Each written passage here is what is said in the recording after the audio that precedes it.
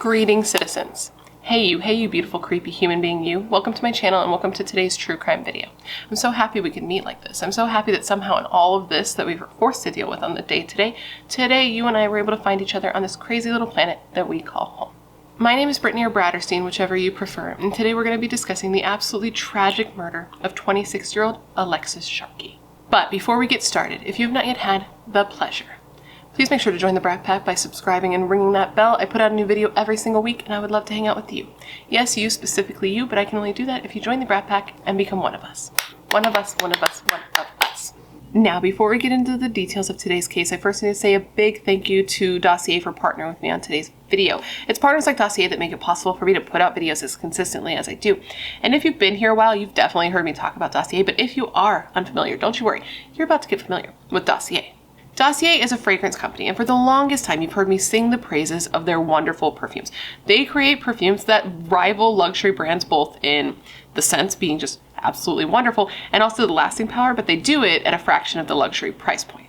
Where most luxury perfume companies can cost anywhere from $50 to hundreds of dollars, Dossier's perfumes range anywhere from $29 to $49, and they offer bulk deals with up to 25% off and also free shipping when you get 3 or more bottles. Like, they have tons of ways for you to save your dollar bills, y'all. Now, did you know that Dossier is finally announcing Dossier Home? When I tell you Dossier Home is the answer to a question that none of us even knew we were asking, because they are now branching into an additional scent market. And no, I'm not talking about their candles, which you guys are well aware that I love. I am talking about the fact that they are coming out with room diffusers. When I tell you they're really trying to check all of my boxes. Room diffusers, listen.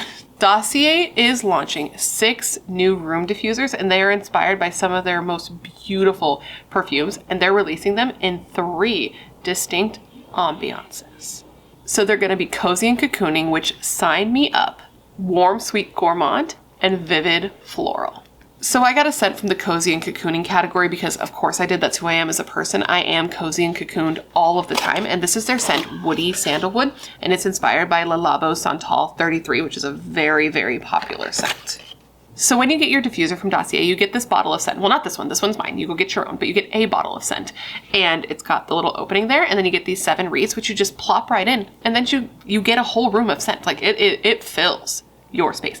And this one smells so good. Okay, so here's my thing. I think that scent products in general are such a treat yourself type of product. It's very much pampering your senses, if you know what I mean. And this scent is no exception. It smells very like warm and like creamy. Can a scent be creamy? Because let me tell you, this is like a warm and creamy scent, and I am obsessed with it.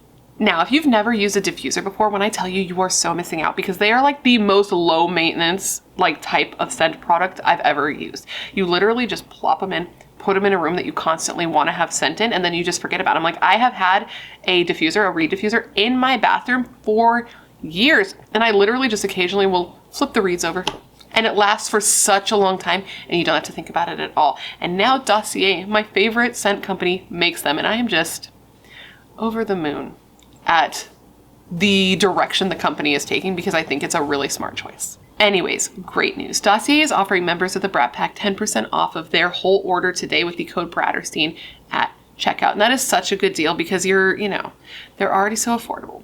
And then you can go and you can use my code, get 10% off. I don't think you're going to find a better deal out there. And my code's only good for a limited time, so you might want to jump on it now. I really think you're going to love these. If you've never tried one, you're going to be so excited. And if you have, you already know, and I'm sure that you've already put in an order and you're just like listening to me in the background as you're shopping because it's so great. All you have to do is click the link in my description box and use the code Bratterstein at checkout, and you get the 10% off. So if all of that sounds as good to you as it does to me, don't forget to click the link in my description box and use the code Bratterstein at checkout to get 10% off your new favorite room diffuser. I can't believe I'm saying that, but room diffuser today. And now I just want to say a thank you to Dossier for partnering with me on today's video. It's partners like Dossier that make it possible for me to put out videos as consistently as I do. And a big thank you to you guys for always being so supportive of all of my sponsors. You rock, don't ever change. Now, today's video is one of my condensed crime cases, which means this is a video that's catered to those who like short form content, those who want to get in, get out, and get on their way, or people who just want to see more of me throughout the week. But if the shorter videos are not really your thing, make sure to come back Monday where I always upload my long videos, my deep dives, multiple parters, all that jazz. So today I'm going to tell you the story of the murder of Alexis Sharkey. I did all the research so that you do not have to, and at the end of this video, I want you to answer the question of the day. I'm going to give it to you now so you can have it kicking around in your brain while we go through all the details, but the question of the day is this. What do you believe was the motive for the murder of Alexis Sharkey?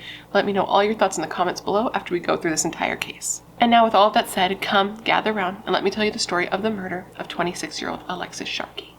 Our story begins on November 28th in 2020, and this is in Houston, Texas. It was just before 8 a.m. when a city worker was approaching the 1000 block of Red Hawk Lane in Harris County. So basically, this guy had gotten a weird call from one of his employees. So his employee was a city worker. I believe he drove a garbage truck, and he had been driving along when he saw what he believed was a mannequin on the side of the road. He kept driving, but something about it stuck out to him. So he actually called his supervisor, and he's like, hey, I was driving. I saw this. It was either a mannequin or a body, but either way, I just kept driving, and I have a job to do, I just kept driving. So the supervisor was like, don't worry about it, I'll go, I'll check it out. The supervisor heads over with another coworker, and as they approach the area, the first thing he remembers seeing is just a pair of feet. And he said of this quote, "So we were looking and we see feet. The feet were in the road. Man, I'm just devastated. I'm looking at a human being lying there dead. It kind of shocked me up a bit. We can't help her. We can't bring her back." This was the body of 26-year-old Alexis Sharkey, a girl who many people at that exact moment were looking for. Alexis Sharkey was born Alexis Leigh Robinault on January 25th, 1994, and she was one of 3 daughters born to parents Michael and Stacy, and she was born in Pennsylvania. She was incredibly kind, friendly, and loved. She was very smart, even in the National Honor Society in high school, and she was one of those people who lived in her head a lot, but in like a good way. She was beautiful, but also complex and deep with a contagious energy. She was the light of everyone's life, the glue that kept people together, the person who brought happiness and warmth to any situation. She was kind to everyone, involved everyone in any activities that she was doing, and she was the type of person that if she noticed you were alone or awkward, she would come over and grab you and make you feel included. She was incredibly loved and the spirit that most people needed in their lives. Alexis ended up graduating at the top of her class in college after taking classes on psychology and nutrition, and she planned after college to go on to study medicine. But she had always felt like a pretty bad case of the wanderlust, and wanted to see what the world had to offer. This was a hard decision for her though, because she had roots, she had a family, she had friends, she had a long-term boyfriend. I think they were even engaged, but she decided that moving was the best thing for her.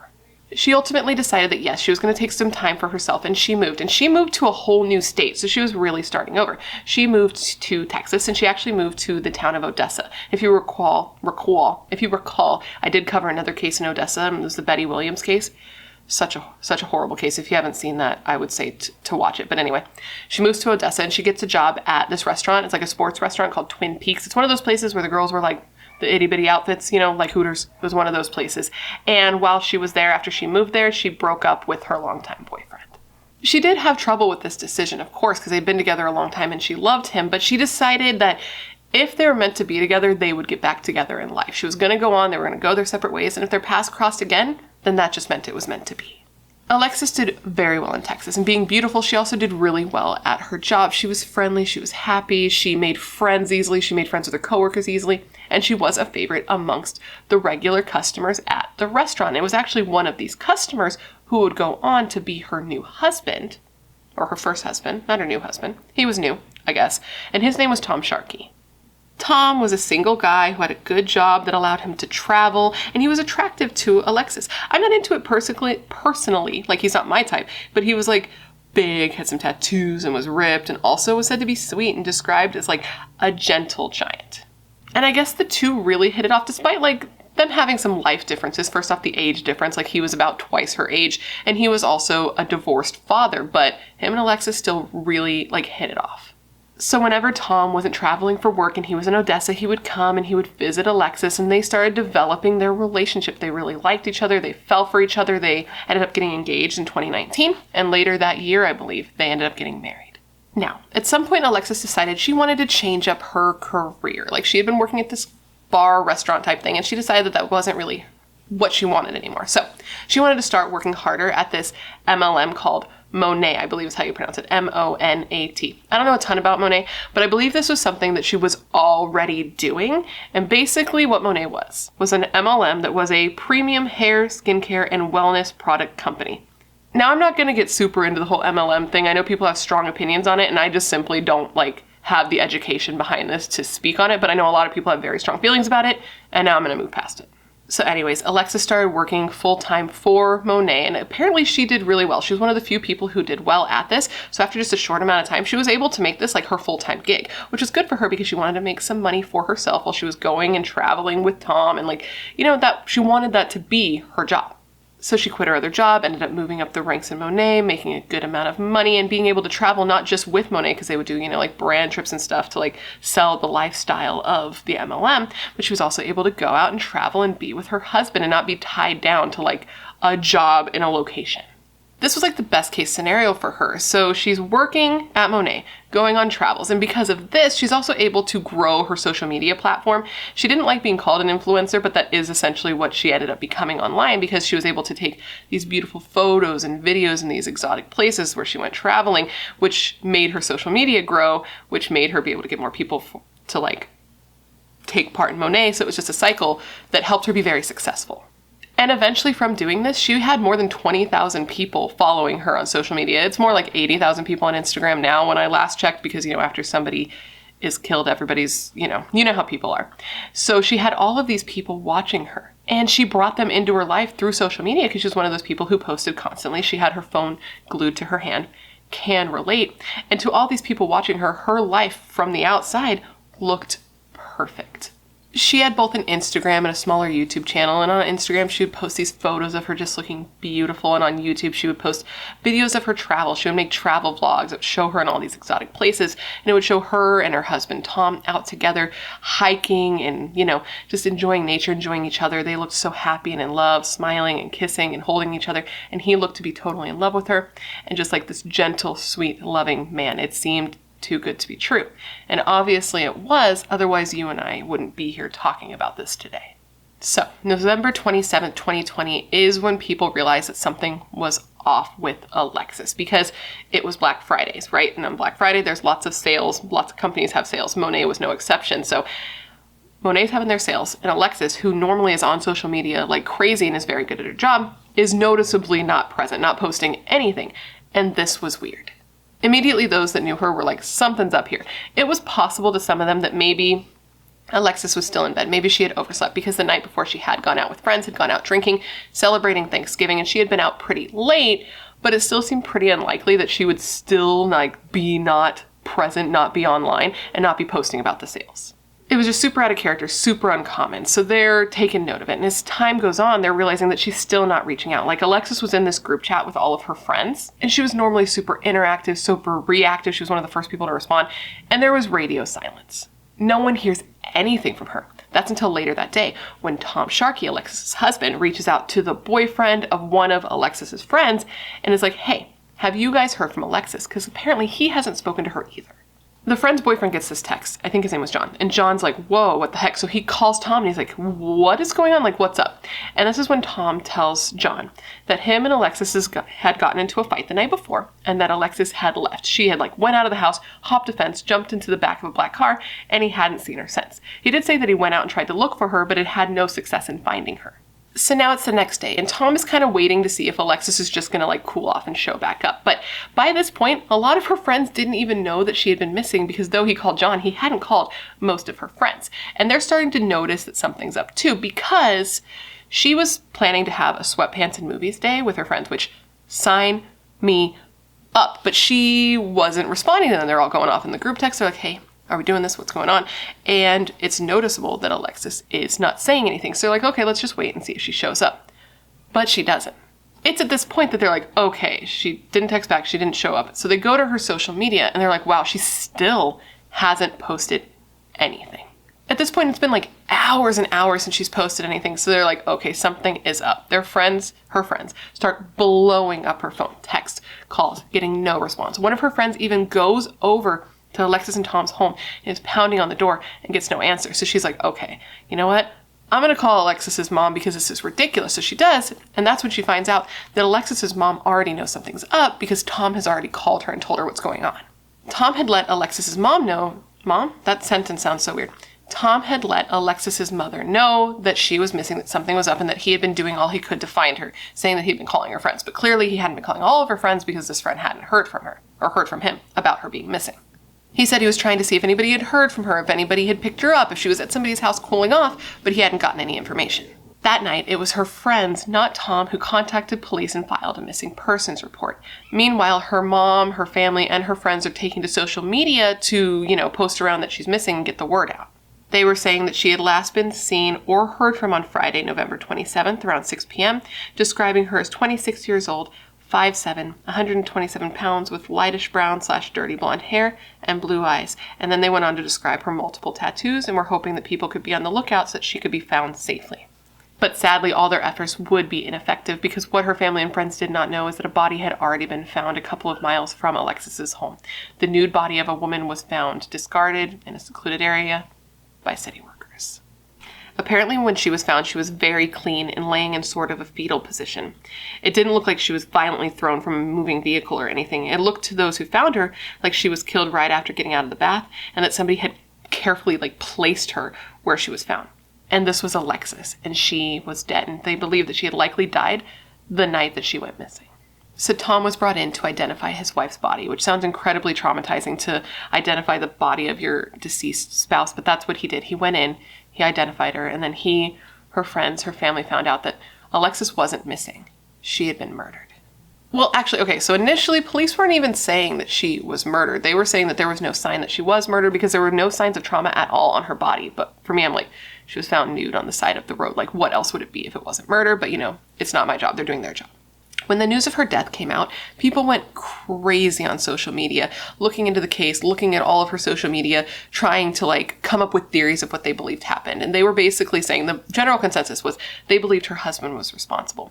They really went out calling him out. I guess he came out even saying that he was receiving death threats. They were picking apart his social media, his posts that he made before her murder, after she was found, and during the time that she was missing. They just went crazy. They were ruthless. They were just essentially trying to solve the murder themselves.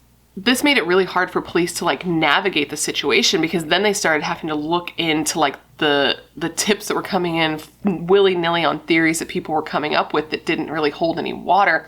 And police were like, man, people need to just stop. And they even asked those involved, the family and the friends, not to post anything on social media so that they could try to have some clarity around the situation and to help preserve the integrity of the case because it was just getting out of control. But then the cause of death came out, and it definitely didn't help people relax on social media because it was determined that Alexis Sharkey had been strangled to death. Police came out and told the public that they were working very hard at investigating this case because it was insane. The publicity around her murder was huge, and a lot of people have been out there vocal about their opinions. And when they were asked about suspects, during their press conference, or even if Alexis's husband was a suspect, they were pretty tight-lipped and wouldn't give any information. So now we're going to fast forward to September 29th, 2021, and this is when police get an arrest warrant that leads them to the state of Florida, not Texas. And it turns out that there was only one person who had the means, the motive, and the opportunity to murder Alexis Sharkey. And this was Tom Sharkey, her husband, just like everybody thought. So police bring in a task force trained in bringing in violent offenders because it was suspected that this could be a potentially tense arrest. So police get to the home in Florida where he had been staying and they establish contact. They see him and they're like, I see you, bro. And he sees them and he knows that they're there for him and his goose is cooked. So he tries to evade police by running upstairs. And when he gets upstairs, he permanently evades police by taking his own life. He shot and killed himself. Now, why were police arresting Tom in Florida instead of Texas where the murder had happened and where he had lived? Well, that is a great question. So basically, police were looking into Tom from the beginning because, of course, they were. He's the husband. And they had talked to him, and he had even agreed to give a DNA sample. He just said he wanted to speak to an attorney first. And then he was like, actually, instead, I'm just going to leave the state. So he ran. Police ended up tracking him down, and they tracked him down in Georgia, and they went to Georgia. And again, he fled the state again. He was running from them. This was becoming a pattern for him where they'd find out where he was, and he'd take off. Yes. They'd find out where he was. He'd leave the state. So this was making him look more and more suspicious, and they were already onto him because they had looked into it and excluded so many people by either DNA or alibi, and he was the only one that they weren't able to exclude. So they get word that he's in Florida, and he is. He's staying there with his daughter, and they head there to try to bring him in. And unfortunately for his family and Alexis's family, he did what he did. Police have come out since his death and said that they are sure it's him. They have enough evidence that they would have brought him in, and they believe they would have gotten a conviction, and they're not looking at anybody else in connection with her murder. So it's essentially closed, which is just like, wow. It's like, wow, but also not wow, because apparently people really knew from the beginning, before he was even named a suspect, that Tom was responsible. And not just people online. Her friends, her family, they knew that Tom was involved. So there were a variety of reasons that people were suspicious of him. First, there was John. You remember John, the guy that Tom texted and was like, have you heard from Alexis? And he called and they had a conversation. Well, during that 45-minute phone conversation, which I didn't even mention, it was a 45-minute phone call. And no, absolutely not to that. But John said that he had the impression that something was wrong, like something just seemed off with the conversation. On top of that, her friends noted that it was a little weird that Alexis had come out with them the night before she went missing, which was Thanksgiving, instead of spending the holiday with her husband Tom, because Tom didn't come. And if that wasn't weird enough, all those things are strange. Tom also changed his story a bunch of times. First, he said that there was a fight between the two of them, but then he changed his mind and said there wasn't a fight between the two of them when he realized that saying that there was a fight when she went missing didn't make him look very good. Then he said that, like, she went and got into a car when she left, but then he was like, okay, maybe she went off on foot. But then he was like, oh, she left barefoot. And then when he was like, she went off on foot, he was like, well, maybe she wore shoes. And then he was like, she left her phone. She took her phone with her. But then he told people he used the Find My iPhone app to try to locate her. So like the math wasn't mathin' with his stories. It also turned out, and this will be no surprise to you, that Tom and Alexis's relationship was not all it was cracked up to be. It wasn't as perfect as it looked online. Friends came out saying that Alexis never mentioned Tom to them at first. Like, her newer friends said that they'd be together and they would talk about their husbands and their partners, but she was noticeably quiet on the topic of her relationship. And as time went on, they learned that that's because the two were always fighting. And they learned that he was abusive to her, that Tom was abusive to Alexis, and when they would fight, he would strangle her. They also learned that, she was thinking about getting a divorce from Tom. She had even started seeing other people, and she had told her friends that she was scared for her life. And learning this must have been shocking for her mother. Like, when she found all of this out, I can only imagine how horrifying it was, because she had no idea. She said that she had only heard and seen good things from Tom. Alexis only told her the good things about their relationship. And even when she had been around Tom and Alexis together, she had only seen him being gentle and loving. She had never once feared for her child to be around this man. But things were bad, dude. Just before her murder, her friends had learned all this stuff about the abuse and about the strangling and about her being fearful for her life. And she had even shown them text messages that showed just how horrible he was to her, calling her really mean names and saying he hated her, and saying that he knew she was seeing other guys, which definitely shouts motive. So all of that's weird, but during the time that Alexis was missing and after she was killed, he also just did some things that really stuck out to her friends that were weird. He subtly badmouthed Alexis, saying that she wasn't the person she seemed to be online, or to her friends, that she wasn't as happy as she claimed to be, that she had some dark demons and some things she was dealing with and would do bad things like trying to drive drunk. He said she had things to hide. He said that she was stressed 24/7 and hated her life, but her friends and family say that that's complete and utter bullshit, and they don't know why he'd say that. Well, at the time they didn't know why he'd say that, but now that, we know what happened, it's clear why he was saying this. And I feel like her family probably started suspecting Tom pretty early on when I think about it, because, okay, so when Alexis was murdered, Tom was listed as the next of kin, obviously, because he is her husband, right? That's just how it works. But even though he was listed as the next of kin, so he would be the person to retrieve her body and prepare for funeral arrangements, he didn't claim her body. He left her there for a while. I think he left her in the morgue for 2 months. Which, okay, maybe there would be an explanation for that if he wasn't the person connected with her murder, though I can't really think of a good one. But moving on past that, Tom and Alexis's family had agreed that Alexis would be brought back home to be buried with her family. That's what they determined that they would do. And Tom said he was on board. He even said he would pay for that. But then he ghosted her family. He just stopped responding completely to her mother.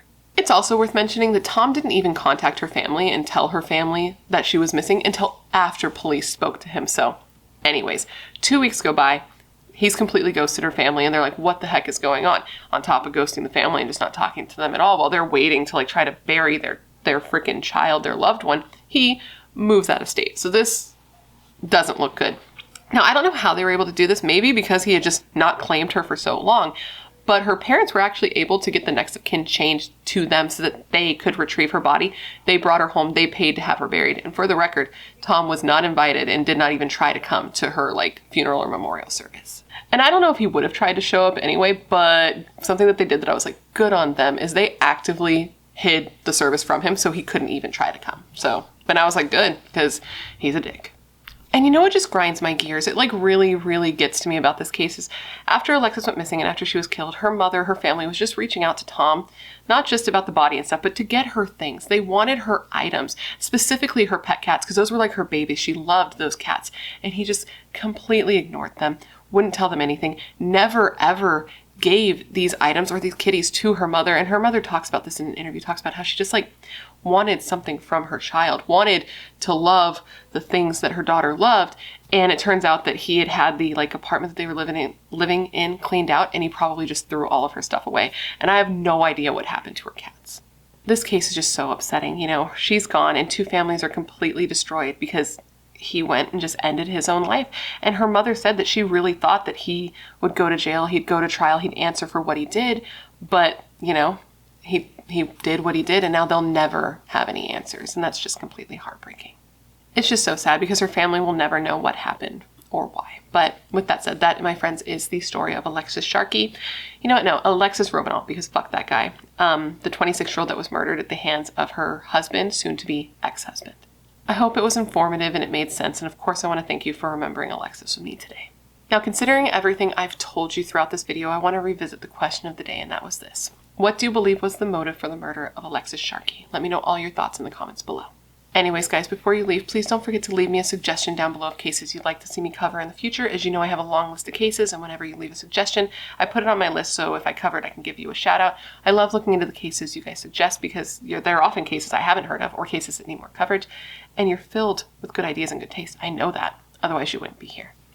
Before you leave, if you haven't already, please don't forget to join the Brat Pack by subscribing and ringing the bell. I put out a new video every single week, sometimes 2 a week, like this week. And I would love to hang out with you. Yes, you specifically, you. And if you want to hang out more consistently, all my social media is listed down below, along with a link to my membership, where you can get early access to non-sponsored videos, priority comment responses, things like that.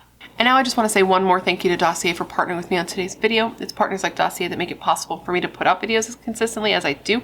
And I want to say a big thank you to you guys for always being so supportive of all of my sponsors. You rock. Don't ever change.